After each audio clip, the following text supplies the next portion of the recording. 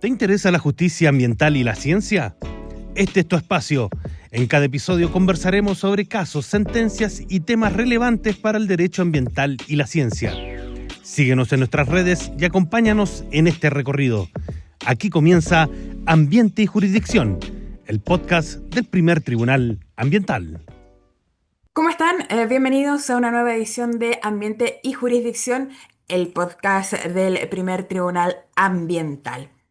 Hoy vamos a abordar un tema tan urgente como complejo, como son los delitos ambientales. Para eso tenemos una invitada muy importante. Desde el Ministerio Público vamos a hablar hoy con la fiscal Ana María Aldana Saavedra. La fiscal es abogada, egresada de la Universidad de Concepción, cuenta con diplomados en Derecho Ambiental, otorgados por la Universidad de los Andes y la Universidad del Desarrollo, así como un diplomado en Derecho Penal y Derecho Procesal en distintas casas de estudios de nuestro país. Cuenta con 22 años de trayectoria en el Ministerio Público, con experiencia en todas las áreas de competencia criminal.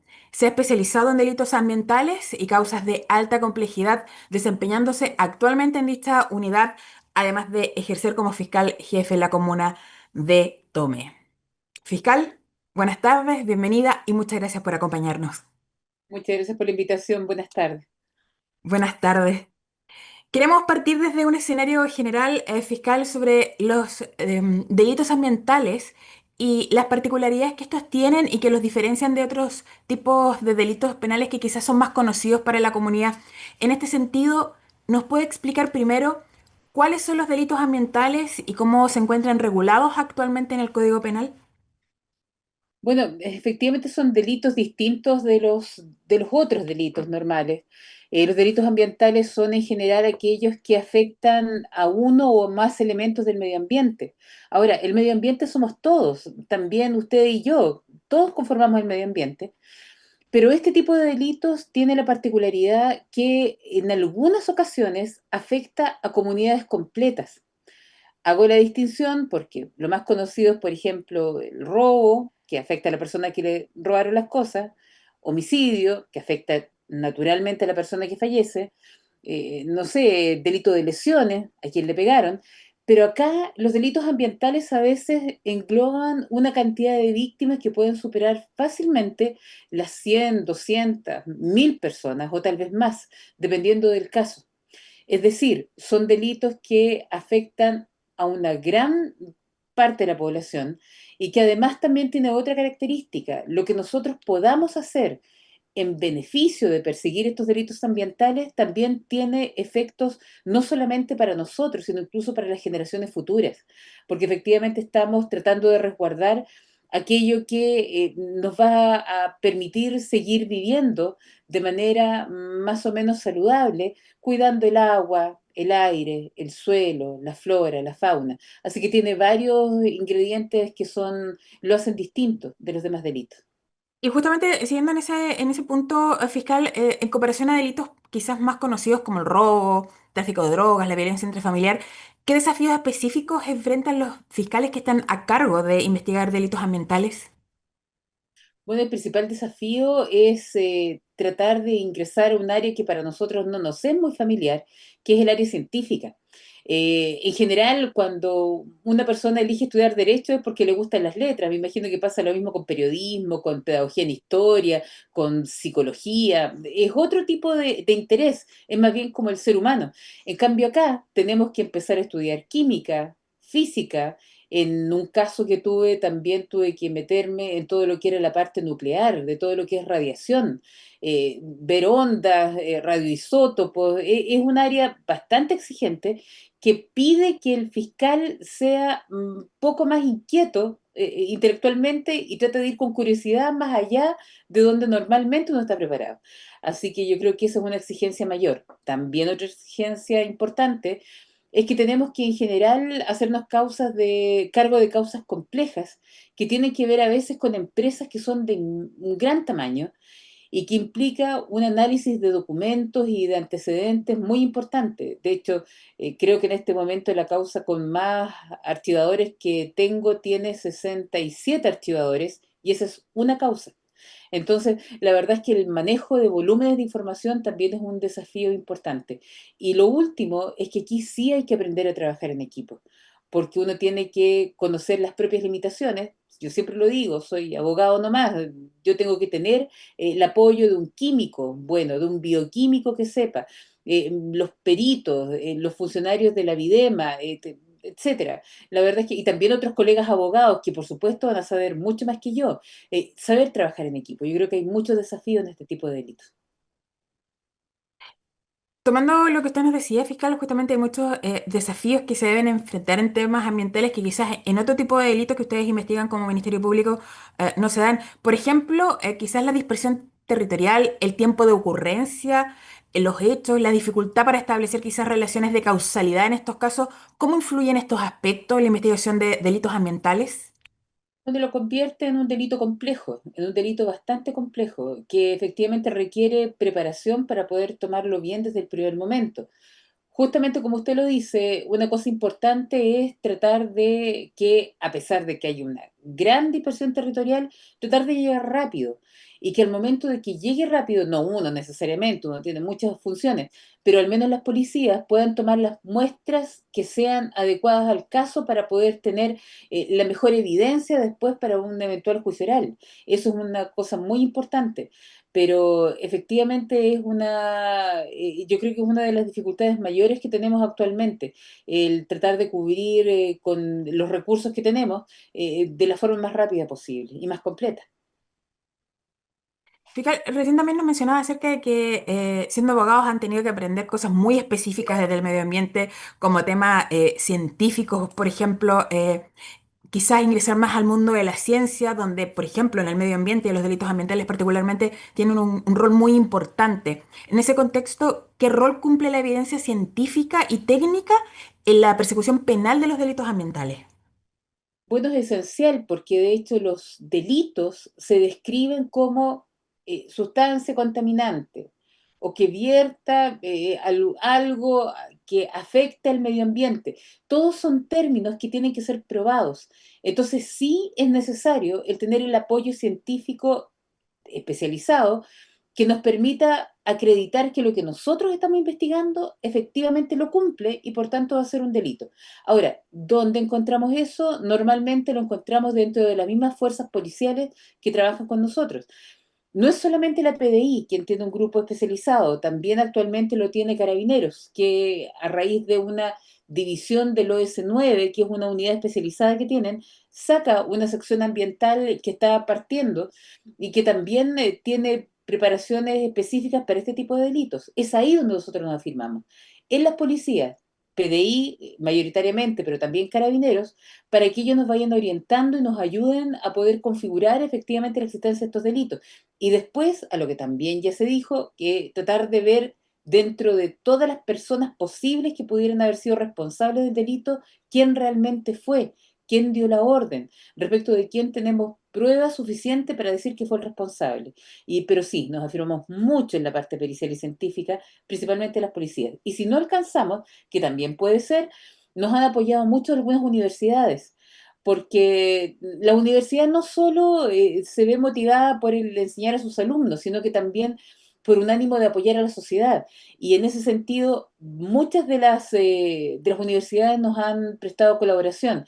Puedo destacar la Universidad de Concepción, la Universidad Austral, la Pontificia Universidad Católica, la Universidad de Chile, la Universidad de San Sebastián. La verdad es que han tenido, dentro de todos los años que he tenido de investigación de estos delitos, una importante participación. Fiscal, usted misma nos comentaba de la importancia entonces de la labor que cumplen cuando ustedes investigan delitos ambientales, los informes que entrega las unidades especializadas de la PDI y ahora también que se suman las de Carabineros. Quizás si nos pudiera contar un ejemplo concreto donde estos informes periciales han sido decisivos en una causa. Sí, hubo una causa que fue bastante importante y que llegó a juicio oral, que tiene que ver con un accidente radioactivo que ocurrió en la actual región de Ñuble, que en ese tiempo era la octava región, en el centro maderero Nueva Aldea.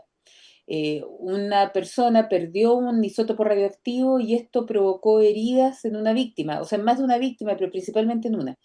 El informe pericial que permitió identificar que esa lesión era por un elemento radioactivo y no por otra razón, que no era por un golpe, por una cortadura, no, sino que era radioactivo, fue decisivo, porque efectivamente de esa forma pudimos saber que el que hayan perdido este isótopo radioactivo produjo la lesión en la víctima y que no había otra causa, siendo la única causa posible, efectivamente nos permitió llegar a una condena en tribunal oral. Esta causa fue del 2005 y ahí participó de forma muy relevante la Comisión Chilena de Energía Nuclear, que tiene peritos realmente muy buenos y que nos permitieron llegar a ese tipo de conclusiones. La verdad es que yo creo que de otra forma no habríamos podido llegar a condena si no hubiera sido por el apoyo de estos peritos, principalmente de la PDI y de la Comisión Chilena de Energía Nuclear. Fiscal, en ese mismo contexto, usted nos destaca entonces el trabajo de los peritos cuando hay que sacar adelante este tipo de delitos ambientales y poder comprobar que son así efectivamente. Entonces, ¿cuál es la importancia que usted considera que tienen efectivamente los peritos ambientales o expertos científicos en la resolución exitosa de los casos ambientales? Es muy importante, pero no es la única, porque el perito ambiental lo que me va a definir es si es que el hecho es efectivamente punible. Pero como siempre he dicho, esto tiene dos pilares, está el hecho y la participación. No sirve de nada saber de que hubo una contaminación solamente. Necesito saber quién es el responsable de esa contaminación. Por tanto, si bien la primera parte es esencial, que efectivamente hay un informe pericial potente, completo, que sea por profesionales competentes para esas funciones, también es muy importante la parte investigativa de las policías que permiten acreditar cómo fue que ese hecho se produjo y quién es el responsable. Es decir, como en todas las cosas, y por eso digo que esto es muy importante el trabajo en equipo, efectivamente son varias las partes que se tienen que ir concatenando. Es decir, es importantísimo el informe pericial, pero no es lo único, también tiene que estar rodeado de estos otros elementos. Y en ese contexto, justamente, fiscal, ¿cómo se articula el trabajo del Ministerio Público con organismos, por ejemplo, como la Superintendencia del Medio Ambiente, el Servicio de Evaluación Ambiental? De forma muy coordinada. La verdad es que cada vez hemos ido coordinando mejor las acciones, fiscalizaciones, informes, y con mayor razón ahora que el hecho de que se le entregue información falsa, errónea, o que se le impida acceder a un lugar o fiscalizar de forma adecuada a la SMA, a la Superintendencia de Medio Ambiente, eso ya es un delito. Entonces, se convirtieron ahora con la nueva legislación en uno de los objetos de protección penal del cual yo me tengo que preocupar. Es decir, si antes ya teníamos buena relación, ahora mejor todavía, porque la verdad es que si es que no les hacen caso o les entregan más los antecedentes que requieren, van a ser perseguidos también por la fiscalía. Así que sí, la verdad es que la coordinación cada vez es mayor y siempre ha sido muy, muy buena en todo caso. No puedo dejar de indicarlo de que efectivamente siempre ha habido una buena comunicación con los dos organismos, tanto con el Servicio de Evaluación Ambiental como con la Superintendencia. Fiscal, ¿usted considera que es relevante el trabajo preventivo o quizás las fiscalizaciones tempranas para evitar que ciertos hechos escalen a nivel penal en términos de delitos ambientales? Sí, yo creo que lo preventivo, sí, es esencial, en dos aspectos. Uno, siempre es bueno que no haya este tipo de delitos, porque cuando ello existe es porque se ha dañado el medio ambiente en alguno de sus elementos, y eso siempre es malo. Por otro lado, también la parte preventiva es muy importante, pero tiene que extenderse no solamente al prevenir la contaminación, sino que también al fomentar a que cuando se le obliga a alguien a llevar a cabo un plan de descontaminación, por ejemplo, o algún plan preventivo, o alguna acción que permita evitar que el medio ambiente se siga dañando, también tiene que cumplirlo, porque efectivamente hace que el daño no sea tan grande, sino que quede de una forma que por lo menos pueda ser sustentable o fácilmente, o no fácilmente, pero al menos reparable. Así que la parte preventiva efectivamente es esencial. Y en ese sentido yo creo que ayuda mucho también la actual conciencia de la mayoría de las personas en que pueden denunciar estos delitos.